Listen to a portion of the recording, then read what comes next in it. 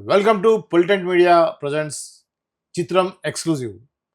OG ఇప్పుడు ప్రపంచవ్యాప్తంగా ఏ తెలుగు వాడైనా సరే మాట్లాడుకునే ఒకే ఒక వర్డ్ ఏదైతుంది అది ఓజీ.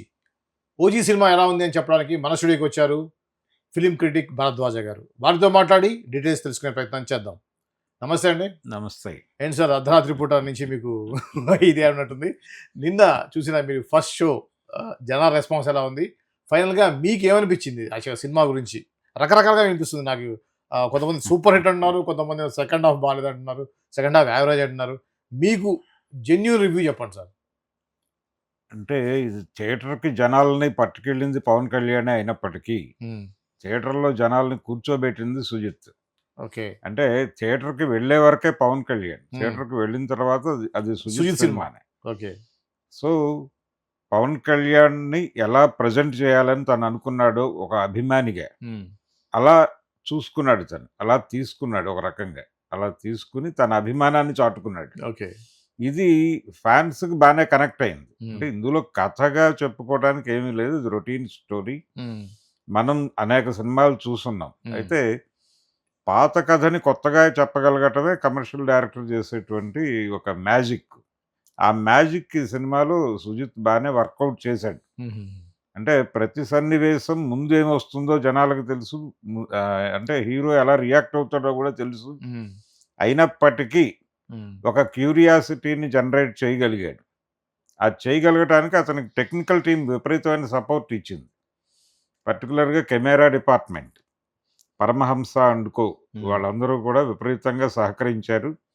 అంటే టెక్నీషియన్స్ అందరూ ఇంక్లూడింగ్ తమన్, వీళ్ళందరూ కూడా సుజిత్ కళని తెర మీద నిజం చేయటానికి తమ వంతు కంట్రిబ్యూట్ చేశారు. అందుకని డెఫినెట్‌గా ఇది సినిమా అంటే మనం ఇంతకుముందు 'హరిహర వీరమల్లు' చూసాం. అవును. 'హరిహర వీరమల్లు' అనేది ఇబ్బంది పెట్టింది. ఇబ్బంది పెట్టడానికి కారణం ఏంటంటే ఆ సబ్జెక్ట్‌కి ఇవ్వాల్సినంత టైం పవన్ కళ్యాణ్ ఇవ్వకపోవడం అనేది ఆ సినిమా దెబ్బతినటానికి ప్రధాన కారణం. ఓకే. అయితే ఈ సినిమాకు కూడా ఆ ప్రభావం ఉంది. అయితే ఆ ప్రభావాన్ని ఓవర్‌కమ్ చేయడానికి ఏం చేయాలో ఇతను స్కీమ్ చేసుకున్నాడు. అంటే మీకు స్క్రీన్ ప్రెజెన్స్ ఎంతుంది పవన్ కళ్యాణ్‌ది అని కొలిస్తే, ఈ కొలత ప్రకారం ఇది పవన్ కళ్యాణ్ సినిమా అవునా కాదా అనేది కూడా ఒక చర్చ పెట్టుకోవచ్చు కావాలంటే. కానీ అసలు ఇది ఆడియన్స్‌కి ఆ ఫీల్ రాకుండా చూసుకున్నాడు. చూసుకోవడానికి తను నిరంతరం పవన్ కళ్యాణ్ చుట్టూ కథ నడుస్తున్నట్టు తను కనిపిస్తున్నటువంటి అనుభూతి ప్రేక్షకులకు కలిగించాడు. ఓకే. అక్కడ సక్సెస్ అయ్యాడు డైరెక్టర్. దానికోసం విపరీతమైన కసరత్తు చేశాడు అతను. ఈ సినిమా ఇన్ టోటల్ అది సుజిత్ సినిమా అంతే. ఓకే. 'సాహో'లో ఉన్నటువంటి మిస్టేక్స్ కూడా ఈ సినిమాలో కనిపించలేదు. ఓకే. అంటే అందులో కొంత ఎంటర్‌టైన్‌మెంట్ మిక్స్ చేయటానికి కొన్ని లాజిక్‌లు వదిలిపెట్టేసి కొంత గందరగోళం చేశాడు. ఇందులో అలాంటి ప్రయత్నం కూడా జరగలేదు. ఓకే. అలాంటి లూజ్ ఎండ్ ఎక్కడా ఎవరికీ ఇవ్వకూడదు అని అనుకున్నాడు కాన్షియస్‌గా. ఓకే. అందుకని తన అభిమాన హీరో 'జానీ' దగ్గర నుంచి అనేక రెఫరెన్స్‌లు ఉన్నాయి సినిమాలో. తనని ఇన్‌స్పైర్ చేసినటువంటి పవన్ కళ్యాణ్‌ని తను ఎలా చూపించాలి అనుకున్నాడో అలా చూపించాడు. ఇది సీక్వెల్ ఉండేటువంటి అవకాశం కూడా ఉంది సినిమాకి. అంటే ఈ సినిమా మొదలవటం సెకండ్ వరల్డ్ వార్ టైంలో జపాన్‌లో మొదలవుతుంది. జపాన్‌లో ఒక మంచి చెడు 2 గ్రూపులు ఉంటాయి. ఈ మార్షల్ ఆర్ట్స్ దీనిలోనే. ఓకే. వాళ్ళ మధ్య జరిగేటువంటి ఒక ఘర్షణ. మంచి మీద చెడు విజయం సాధిస్తున్నప్పుడు మంచి ఒక చిన్న ఒక ఎలిమెంట్‌ని హోల్డ్ చేస్తుంది. అది తిరిగి ఆ చెడుని ఎలా నిర్మూలిస్తుంది అనే ఒక పాయింట్‌ని హుక్ చేసి పెట్టుకున్నాడు. అది అక్కడి వరకే పరిమితం చేసి అక్కడి నుంచి ఇండియా వచ్చేస్తుంది కథ. ఇండియా వచ్చేస్తుంది, బాంబే వెడుతుంది, బాంబే మాఫియా, డ్రగ్స్ ఈ వ్యవహారం అంతా తిరుగుతుంది. తిరిగి ఒక కుటుంబ కథగా కూడా ఇది నడిచి ముగింపుకు వచ్చిన తర్వాత ఆ క్లైమాక్స్‌లో మళ్ళీ ఆ జపాన్ లింక్‌ని కలుపుతాడు. కలిపి దాన్ని అక్కడ హోల్డ్ చేసి ఆపేస్తాడు సినిమాని. కాబట్టి ఒకవేళ సీక్వెల్‌కి వెళ్ళదలుచుకుని మళ్ళీ అక్కడి నుంచి మొదలు పెట్టడానికి ఒక అవకాశం ఉంచుకున్నాడు. సీక్వెల్ ఉంటుందని అధికారికంగా ప్రకటించలేదు కానీ ఎందుకైనా మంచిది అంటే ఆడియన్స్‌లో ఆ క్యూరియాసిటీతో బయటికెళ్ళాలి. బయటికి వెళ్ళిన తర్వాత వాళ్ళు మాట్లాడాలి. మాట్లాడటానికి సంబంధించి కొంత స్టఫ్ వాళ్ళ బ్రెయిన్‌లో పెట్టి పంపించాడు. అదొకటిది. అయితే దీంట్లో సెకండ్ హాఫ్‌లో కొంత ఫ్లాష్ బ్యాక్ చెప్పే సీన్స్‌లో కొంత లాగ్ ఉంది అనేది ఒక వినిపిస్తుందండి. మీకేమనిపించింది? లాగ్ ఏం లేదండి. అది రొటీన్ కథ అవటం వల్ల హ్మ్. అలా అనిపిస్తుంది గానీ, ఆ! తను బానే డిజైన్ చేసుకున్నాడు. పర్టిక్యులర్‌గా 'అర్జున్ దాస్' క్యారెక్టర్. హ్మ్. 'అర్జున్ దాస్' క్యారెక్టరు, అతని తండ్రి పాత్ర అవి కొంత హుక్ చేసినాయి సినిమాని. హుహు. అలాగే 'శ్రేయారెడ్డి' పోషించినటువంటి 'గీత' క్యారెక్టర్. హ్మ్. అది చాలా ఎమోషనల్‌గా ఉంది. హ్మ్. నిజానికి సినిమాలో నిజం వైపు నిలబడేటువంటి క్యారెక్టర్ అది. హ్మ్. అందుకని ఆ ఫోర్సు అవంతా బాగా ప్రెజెంట్ చేయగలిగారు ఆ క్యారెక్టర్‌లో. ఓకే. తను కూడా బాగా పోర్ట్రేట్ చేసింది. హుహు. హుహు. బాగా నటించింది. అలాగే 'ప్రకాష్ రాజ్' క్యారెక్టర్ ఏంటి సినిమాలో అనేది చాలా చర్చ జరిగింది. అవును.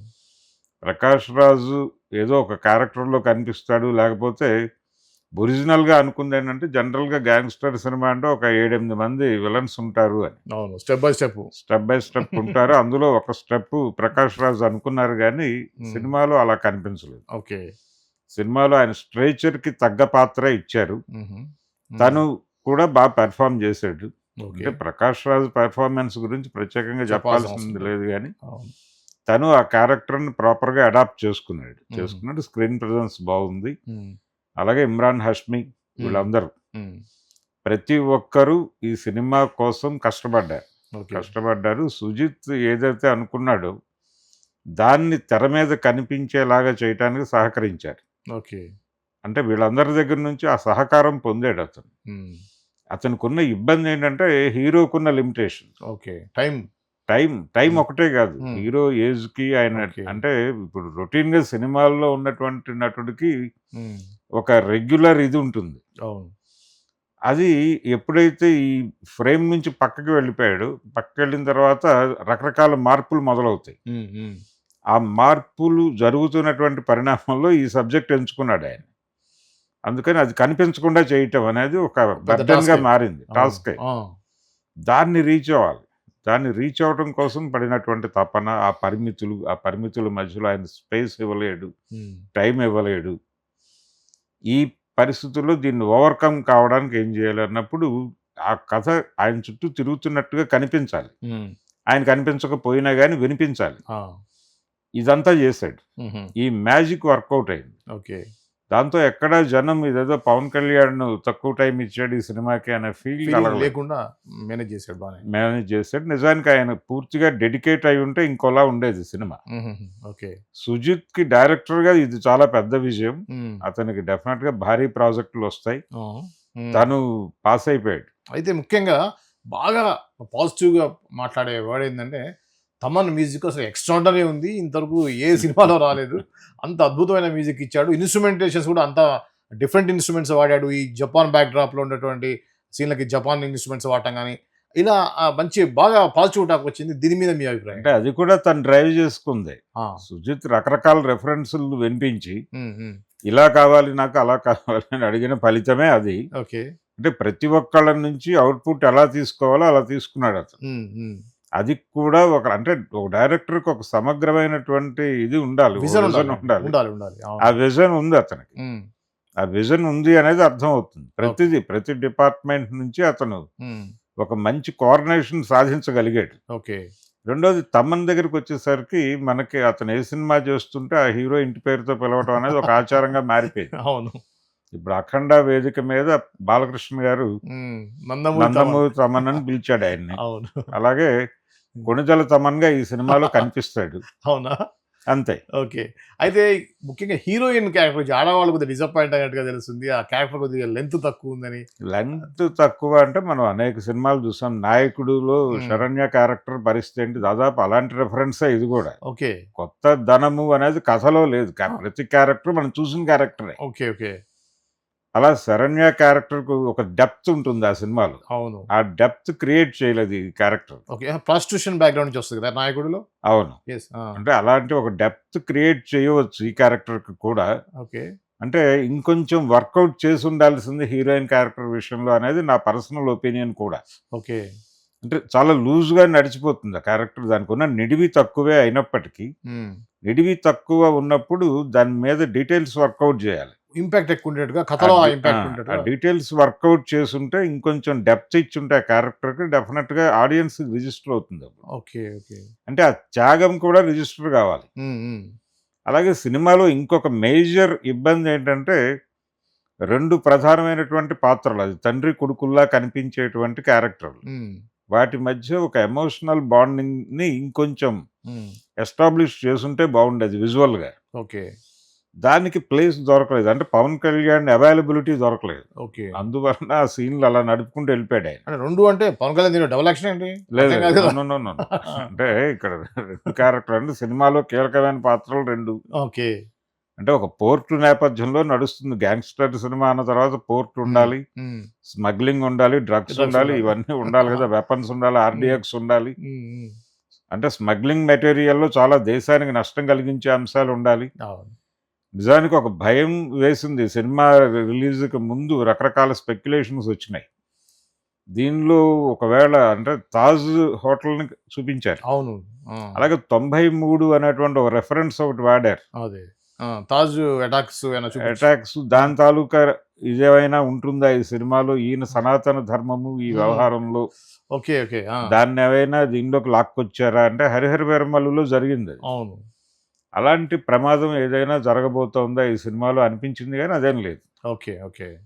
అదేం లేదు. అలాగే సుభాష్ చంద్రబోస్కు సంబంధించిన ఎలిమెంట్స్ ఏవో ఉంటాయి. ఆయన జపాను, సెకండ్ వరల్డ్ వార్ అనేది కూడా వినిపించింది, కానీ అటువంటి గొడవ కూడా ఏం లేదు. లైన్గా సినిమా తన అనుకున్న కథకి ఏం కావాలో అంతవరకే వెళ్ళాడు తప్ప అంతకు మించి ఏదో కొత్త విషయాలు చెప్పే ప్రయత్నం సుజిత్ చేయలేదు. ఓకే. ఇప్పుడు ఫైనల్గా ఓజీ సినిమా ఒక్క ముక్కలో చెప్పాలంటే ఎలా ఉంది? అది టోటల్గా పవన్ కళ్యాణ్ సినిమా అనుకుని లోపలికి వెళ్తారంటే అది సుజిత్ సినిమా అంతే. ఓకే. అంతకు మించి చెప్పడానికి ఏం లేదు. అది ఫ్యాన్ సినిమా అంటారా? అందరూ చూసి ఎంజాయ్ చేసే సినిమా? లేదు, ఎవరైనా థియేటర్కి వెళ్ళిన వాళ్ళని ఎంగేజ్ చేశాడు. అతను ఎంగేజ్ చేశాడు, కూర్చోబెట్టాడు, ఆలోచింపజేశాడు. అంటే ఇది ఎందుకు జరుగుతోంది అంటే తెలిసిన కథ, అది అందులో కొత్త ఎలిమెంట్ ఏమీ లేదు స్క్రిప్ట్కి సంబంధించి. తెలిసిన కథని ప్రేక్షకులకు తెలియనట్టుగా చెప్పగలగటం అనేటువంటి మ్యాజిక్ని ఎంజాయ్ చేయొచ్చు. Old wine in a new bottle అంతే. అంతేనా? ఓకే. ఓకే. థ్యాంక్ యూ అండి. Thank you. ఇది అండి ఓజీ సంబంధించిన జెన్యూన్ రివ్యూ. ఇది ఒక ఫ్యాన్ రివ్యూ కానే కాదు, పర్ఫెక్ట్గా సినిమా ఎలా ఉందనేది నిర్మోహమాటంగా భరద్వాజ గారు మనకు చెప్పారు. మీరు చూశారు కదా. ఈ వీడియో కనుక మీకు నచ్చినట్టయితే వెంటనే మా ఛానల్ని సబ్స్క్రైబ్ చేసుకోండి. ఇలాంటి జెన్యూన్ రివ్యూస్తో రెగ్యులర్గా మీతో టచ్లో ఉంటాను. చూస్తూనే ఉండండి పొలిటెంట్ మీడియా ప్రజెంట్స్ చిత్రం ఎక్స్క్లూజివ్.